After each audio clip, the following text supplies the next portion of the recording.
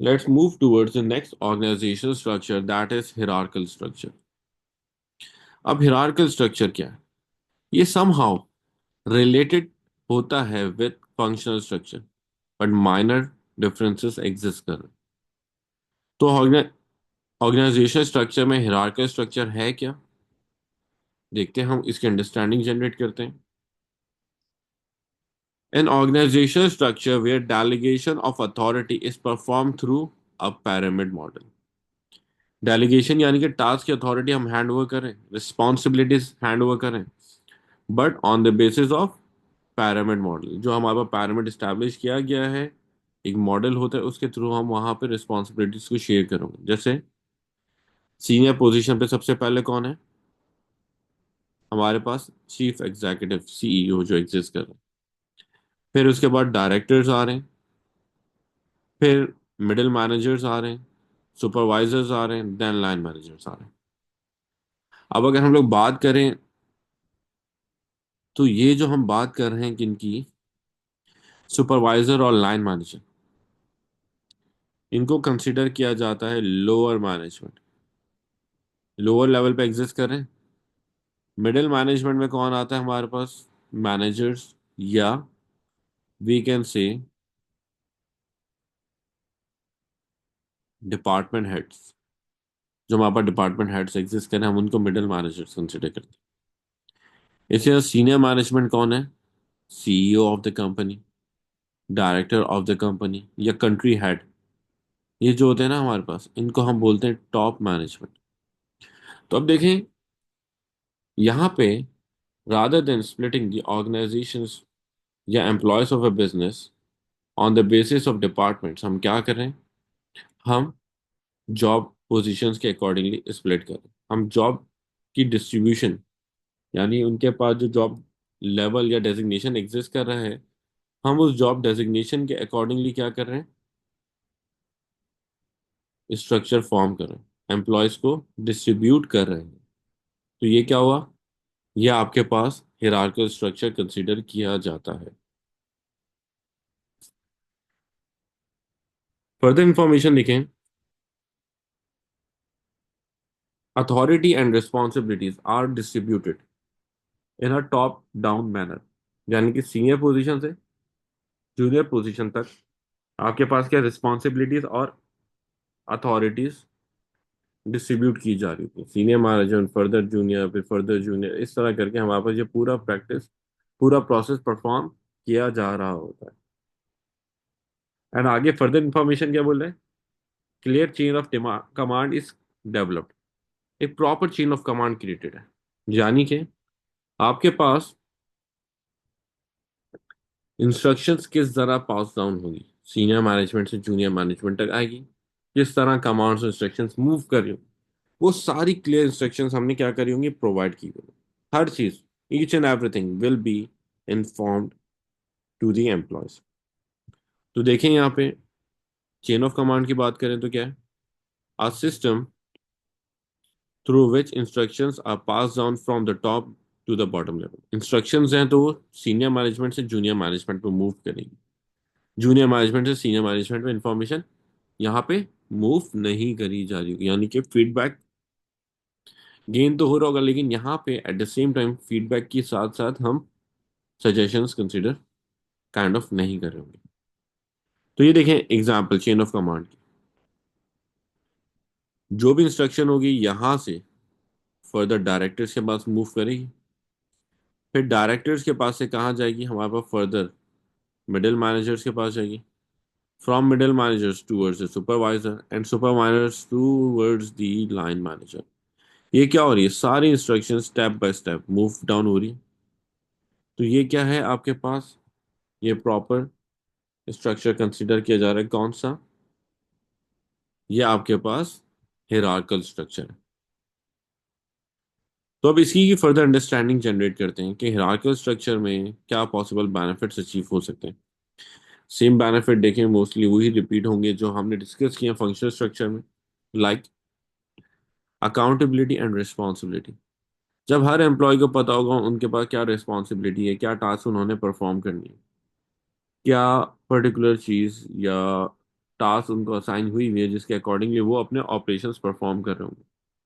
तो ऐसे सिनेरियो में क्या हुआ, ऐसे सर्कमस्टेंसेस में आपके पास देखें अकाउंटेबिलिटी या आपके पास मॉनिटरिंग करना आसान हो जाएगी। Each employ will be accountable for their actions, जो डिसीजंस या वो स्ट्रैटेजीज या ऑपरेशंस परफॉर्म करते वक्त जो भी पर्टिकुलर एक्शन या टास्क परफॉर्म कर रहे हैं तो हम उनको प्रॉपरली मॉनिटर कर सकेंगे। मॉनिटरिंग हमारे पास यहाँ पे क्या होती है, इफेक्टिव हो जाती है with in the business and promote a sense of responsibility. Sense of responsibility की बात कर रहे हैं, मीन्स यहाँ पे क्या हो रहा है, तो बेसिकली एम्प्लॉयज को जब टास्क असाइन की जा रही होगी उनके according to their job position in this hierarchical structure, तो यहाँ पे क्या कर रहा होगा, एम्प्लॉय बिलोंगिंग फील कर रहा होगा और उस पर्टिकुलर टास्क से रिलेटेड क्या करेगा, डिसीजन मेकिंग प्रोसेस परफॉर्म कर रहा होगा। तो हमारे पास ये पर्टिकुलर बेनिफिट अचीव हो रहा है। इसी तरह आगे मूव करें अगर, इफेक्टिव लीडरशिप एक और नया बेनिफिट आता है इसमें जो हमारे पास कंसिडर किया जाता है, क्या इफेक्टिव लीडरशिप। अब इफेक्टिव लीडरशिप में है क्या, होता है क्या बेसिकली, एम्प्लॉयज को प्रॉपरली मैनेज कर रहे होते हैं उनके मैनेजर्स। कैसे मैनेज कर रहे होते हैं, क्योंकि वहां पे वो टाइमली बेसिस पे उनको उनकी परफॉर्मेंस को मॉनिटर करके उनको मोटिवेट भी कर रहे होंगे, और साथ में मोटिवेट करने के साथ साथ मेक श्योर कर रहे होंगे कि वो असाइन टास्क को ऑब्जेक्टिव को इफेक्टिवली अचीव करें। तो जब ये सारी चीजें मैनेजर्स प्रॉपरली फोकस कर रहे होंगे टास्क परफॉर्म करते वक्त, तो ऐसे सिनेरियो में लीडरशिप हमारे पास क्या होगी, हमारे पास लीडरशिप इफेक्टिव हो जाएगी। हम इफेक्टिव लीडरशिप की टूवर्ड्स मूव कर सकते हैं। तो देखें, leaders at each level of job position are responsible for guiding and motivating their team. इनकी रिस्पॉन्सिबिलिटी है कि भाई अपने एम्प्लॉयज को गाइड करें, मोटिवेट करें टाइम टू टाइम। तो ये क्या हुआ, रिस्पॉन्सिबिलिटी क्रिएट हो गई, किसकी रिस्पॉन्सिबिलिटी क्रिएट हो गई, आपके पास लीडर्स की, जिससे लीडरशिप आपके पास इफेक्टिव होती, हम बेटर लीडरशिप के ऊपर मूव करके जाते। Next point, clear path for the employees. Career pathway properly developed होगा, यानी कि उनको प्रॉपरली नजर आ रहा होगा कि कब हमारे पास प्रमोशन होगी, किस डायरेक्शन में हम मूव करेंगे। अभी मैं ऑफिसर हूँ तो इसके बाद कहाँ पे कौन सी पोजीशन पे मूव करूंगा, सुपरवाइजर पे जाऊंगा, सॉरी अभी मैं ऑफिसर हूँ तो असिस्टेंट मैनेजर पे जाऊंगा। यहाँ भी प्रोडक्शन वर्कर हूँ मैं, तो कहाँ मूव करके जाऊंगा, I will move towards supervisor, from supervisor towards assistant manager, then towards the manager. और इस तरह आपके पास क्या पूरा एक कैरियर पाथवे क्लियरली डिफाइंड होगा। एम्प्लॉयज इजीली आइडेंटिफाई कर लेंगे भाई हमें किस डायरेक्शन में मूव करना होगा या हमारी कैरियर ग्रोथ किस प्रोसेस के थ्रू होगी। तो ऐसे सर्कमस्टेंसेस में क्या होता है, एम्प्लॉय समहाउ मोटिवेट हो रहे होते हैं, उनकी मोटिवेशन पे पॉजिटिव इम्पैक्ट क्रिएट हो रहा होता है। तो देखें, it provides clear pathway for promotion and advancement motivating employees, जिससे मोटिवेशन ऑफ एम्प्लॉयज इंक्रीज हो रही है। तो ये क्या हो रहा है, ये सारे आपके पास पॉसिबल बेनिफिट्स आते हैं ऑफ हिरार्कल स्ट्रक्चर। अब हम मूव करते हैं टूवर्ड्स द ड्रॉबैक्स। क्या पॉसिबल ड्रॉबैक्स हम फेस करेंगे अगर हम लोग हिरार्कल स्ट्रक्चर को इम्प्लीमेंट करते तो। देखें, सेम वो ड्रॉबैक रिपीट हो रहा है, lack of coordination in between the departments. क्योंकि इधर भी हमारे पास डिपार्टमेंट्स डायरेक्टली कनेक्टेड नहीं। डिपार्टमेंट्स को कम्युनिकेशन का प्रोसेस परफॉर्म करना होगा तो वही सिंपल अपने लाइन मैनेजर को कम्युनिकेट करना पड़ेगा और वो लाइन मैनेजर पे फर्दर कम्युनिकेट करोगे, फर्दर आगे इंफॉर्मेशन पास ऑन हो रही होगी। जैसे हम बात करें, marketing officers directly financial officer के साथ कम्युनिकेट नहीं कर सकते, वो एक स्ट्रेट अवे प्रोसेस के थ्रू इंफॉर्मेशन मूव करेगी, जहाँ पे लाइन ऑफिसर्स अपने सीनियर मैनेजर को, फिर सीनियर मैनेजर डिफरेंट हेड्स को मूव करेगी और उसके बाद फिर आपके पास स्ट्रेट अवे फिर पास डाउन करेगी इंफॉर्मेशन, जिसकी वजह से इन बिटवीन डिपार्टमेंट्स कोऑर्डिनेशन हमारे पास क्या होती है, वीक होती है। आपके पास collaboration with in the departments lower side पे एग्जिस्ट कर रही होती है। नेक्स्ट, इनफ्लेक्सिबिलिटी, सेम वही ड्रॉबैक रिपीट होगा, क्या आप मार्केट चेंज को इजीली अडॉप्ट नहीं कर सकते। यहाँ पे अब सीनियर पोजीशन से जूनियर पोजीशन तक हमें चेंज को अडॉप्ट करवाना है। यहाँ देखें, अब जब चेंज को अडॉप्ट करवाना होगा तो ये जो भी मैनेजर लेवल पे होंगे वो क्या करेंगे, यहाँ तक इंफॉर्मेशन को कम्युनिकेट करवाएंगे, फिर उनकी क्वेरीज को रिजॉल्व करेंगे। यानी कि एक डिटेल्ड सर्कल डेवलप होगा जहाँ पे हमारे पास चेंज को अप्लाई करना होगा, जिसकी वजह से क्या होगा, आपके पास चेंज मैनेजमेंट का प्रोसेस स्लो डाउन हो जाता है, वीकर साइड पे कंसिडर किया। क्योंकि हमें जो कोऑर्डिनेशन या कम्युनिकेशन का प्रोसेस करना है या हमें अपने पास से चेंज को अडॉप्ट करना है, तो वो सारी इंफॉर्मेशन ग्रेजुअली पास डाउन होती है, फिर फीडबैक गेन किया जाता है, फिर फर्दर हम लोग उसके ऊपर रिस्पॉन्ड करते हैं। तो ये तभी आपके पास एक डिटेल प्रोसेस होने की वजह से क्या होता है, स्लो प्रोसेस कंसिडर किया जाएगा, आपका ओवरऑल ऑपरेशन स्लो डाउन हो जाता है, आपके पास process of change management weaker side पे मूव करता है। तो ये पॉसिबल लिमिटेशंस है ऑफ हिरार्कल स्ट्रक्चर। अब आगे देखें, फर्दर मूव करते हैं, हिरार्कल स्ट्रक्चर में कुछ इंफॉर्मेशन आई है, like level of hierarchy. Level of hierarchy की बात करें तो क्या है, लेवल ऑफ जॉब डेजिग्नेशंस की बात करें। कैसी बात हो रही है देखें, यहाँ पे एक लेवल ऑफ पोजीशन या हमारे पास एग्जिस्ट जो कर रही है वो क्या है, चीफ एग्जीक्यूटिव ऑफिसर, सीईओ। फिर सीईओ के बाद कौन है हमारे पास, दूसरी level of job position that is manager. Manager के बाद फिर हमारे पास कौन मूव करे, assistant manager. And then the process move towards the employees. तो अगर हम बात करें इस ऑर्गेनाइजेशन में, first level, second level, third level and fourth level, in total 4 level of hierarchies हुई। तो यही चीज है हमारे पास देखें, level of hierarchy refers to the ranking of position from entry level employees to the senior managers और hierarchy.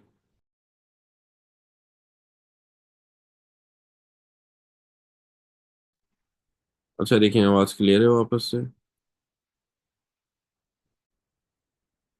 तो यहाँ पे हम स्ट्रक्चर को देख के आइडेंटिफाई कर सकते हैं कि ऑर्गेनाइजेशन में कितने लेवल या ranking of job position exist कर रही है।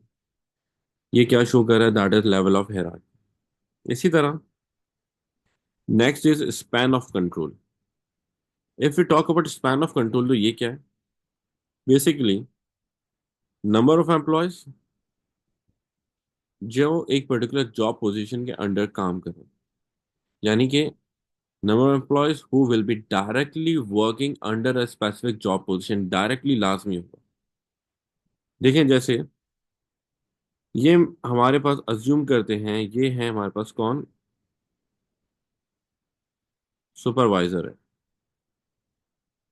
तो इन सुपरवाइजर के अंडर देखें डायरेक्टली कितने लोग काम कर रहे हैं, number 1 2 3 4 5 6 7 and 8, 8 individuals task perform कर रहे हैं। मींस ये 8 डिफरेंट इंडिविजुअल्स को इंस्ट्रक्शंस कमांड्स प्रोवाइड कर रहे होंगे, इनसे फॉलो अप कंडक्ट कर रहे होंगे और इनको मैनेज कर रहे होंगे ऑपरेशंस परफॉर्म करते हुए, ताकि हम अपने डिजायर्ड गोल को अचीव कर लें।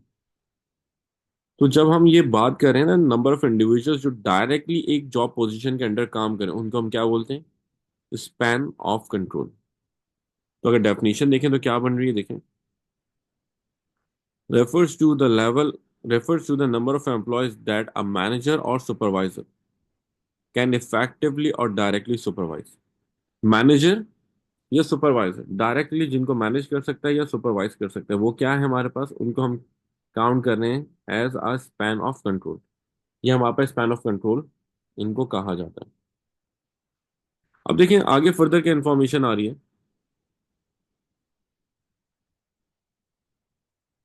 Span of control can be either wide और नैरो। वाइड का मतलब क्या हुआ, एक पर्टिकुलर जॉब पोजीशन के अंडर ज्यादा नंबर ऑफ एम्प्लॉयज काम करें, मींस सिंगल इंडिविजुअल और the supervisor or the manager will have to manage more number of employees directly। तो जब डायरेक्टली एक जॉब पोजीशन के अंडर डायरेक्ट ज्यादा लोग काम कर रहे होते हैं, तो उनको हम क्या काउंट करते हैं, उनको बोलते हैं स्पैन ऑफ कंट्रोल वाइड। जैसे अभी हमने पिक्चर में देखा था, यहाँ पे डायरेक्टली इनके अंदर कितने 8 इंडिविजुअल्स काम करें, 8 लोगों को मैनेज करें, इंस्ट्रक्शंस प्रोवाइड करें, कमांड्स दे रहे हैं। तो ये large number of employees consider किए जा रहे हैं जिनको मैनेज करना या इंस्ट्रक्शंस प्रोवाइड करना काइंड ऑफ डिफिकल्ट कंसिडर किया जा रहा है, क्योंकि हमें टाइम टू टाइम चेक करना पड़ेगा ये कितना एफिशिएंटली टास्क परफॉर्म करे, या ऑपरेशंस परफॉर्म करते वक्त कोई एरर कोई प्रॉब्लम तो क्रिएट नहीं कर रहे। तो ऐसे सिनेरियो में ज्यादा नंबर ऑफ एम्प्लॉयज को मैनेज करना will be considered difficult for the business. तो यहाँ पे हमारे पास क्या हुआ, वाइड स्पैन ऑफ कंट्रोल है। अब यहाँ पे तो हमने 8 इंडिविजुअल्स की बात करी, it can be up to 30 to 50 employees as well, कि एक सिंगल सुपरवाइजर 30 इंडिविजुअल्स को मैनेज कर रहा है, 40 इंडिविजुअल्स को मैनेज कर रहा है, या 50 इंडिविजुअल्स को मैनेज कर रहा है। तो हम ज्यादा लोगों को भी मैनेज कर सकते हैं, बट जितने ज्यादा लोग एग्जिस्ट कर होंगे उतने इनएफिशिएंट ऑपरेशंस में हम मूव करके जाएंगे। तो बिजनेस कोशिश करता है स्पैन ऑफ कंट्रोल वाइड तो हो, बट बहुत ज्यादा हायर स्केल पे ना हो। इसी तरह if you talk about narrow span of control means एक सिंगल जॉब पोजीशन मैनेजर या जॉब अथॉरिटी के अंडर डायरेक्टली लेस या few number of employees task perform करूंगा। यानी ये क्या हुआ, हमारे पास बहुत लिमिटेड, जैसे ये स्पैन ऑफ कंट्रोल हमारे पास है तो देखें हर जॉब पोजीशन के अंदर कितने एम्प्लॉयज हैं, 3 इंडिविजुअल्स हैं। हर जॉब पोजीशन के अंदर कितने लोगों को मैनेज करना है, 3 इंडिविजुअल्स को सिर्फ और सिर्फ मैनेज करना है हर एम्प्लॉय में। जैसे ये मिस्टर ए है, मिस्टर बी है, मिस्टर सी है, तो इन्होंने सिर्फ 3 नंबर ऑफ इंडिविजुअल्स को मैनेज करना है वाइल परफॉर्मिंग ऑपरेशंस। तो इसको हम क्या बोलते हैं, नैरो स्पैन ऑफ कंट्रोल। तो अब देखिएगा, जब आपके पास स्पैन ऑफ कंट्रोल नैरो होगा तो वहां पे आपका ऑर्गेनाइजेशनल स्ट्रक्चर क्या होगा, बॉटम से टॉप लेवल तक लार्जर स्केल पे एग्जिस्ट कर रहा होगा। तो इसको हम लार्ज या टॉल ऑर्गेनाइजेशनल स्ट्रक्चर बोलते हैं, टॉल ऑर्गेनाइजेशनल स्ट्रक्चर। इसी तरह अगर एक नंबर ऑफ एम्प्लॉयज के अंडर ज्यादा एम्प्लॉयज काम कर रहे होंगे, तो यहाँ पे देखें जैसे ये पिक्चर है, तो यहाँ पे आपके पास लेवल ऑफ हिरार्की ज्यादा नहीं होगी, क्योंकि एक सिंगल एम्प्लॉय पे मोर रिस्पॉन्सिबिलिटीज होंगी, वो लार्ज नंबर ऑफ एम्प्लॉयज को मैनेज कर रहा होगा। तो उन सर्कमस्टेंसेस में हम क्या बोलते हैं, ऑर्गेनाइजेशन स्ट्रक्चर हमारे पास क्या होगा, वाइड होगा, जिसको हम वाइड या शॉर्ट हिरार्कल ऑर्गेनाइजेशनल स्ट्रक्चर बोलते हैं। ठीक है, ये बेसिक इंफॉर्मेशन है सारी रिलेटेड टू सिर्फ और सिर्फ कौन सा हिरार्कल स्ट्रक्चर।